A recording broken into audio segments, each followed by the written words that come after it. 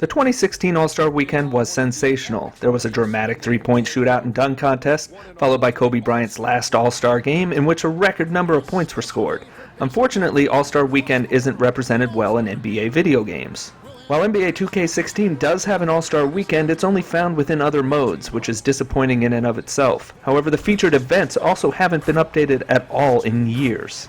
The Rising Stars Challenge is still Rookies vs. Elites, a format that hasn't been used since 2011.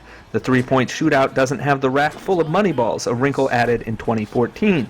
The dunk contest gives each participant only one chance at each dunk, with 3 dunks for all of them and the highest total score the winner. That format was only used in 2012.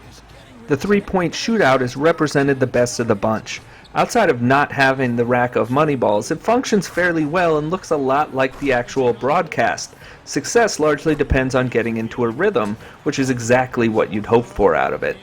The dunk contest is another story, utilizing the Guitar Hero method that was introduced in NBA 2K13 and giving users no tutorial or instruction on how to complete them.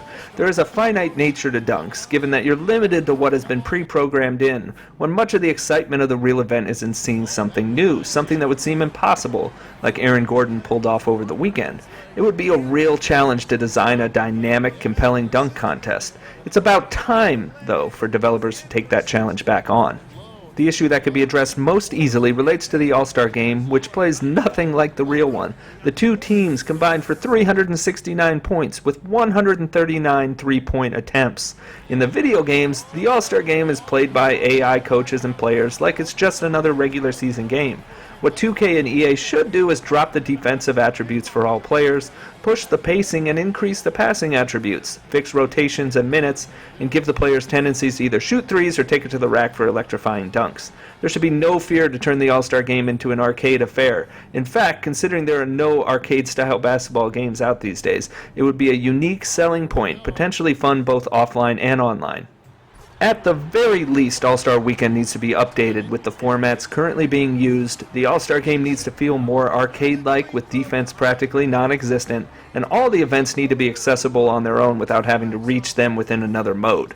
With the way the NBA celebrates the festivities, there's no doubt it's a win-win, making them more accessible to consumers, but at the same time, they have to do each event justice. Simply patching in the new rosters and uniforms is no longer enough. What would you like to see added or improved for All-Star Weekend in video games? Leave your thoughts in the comments.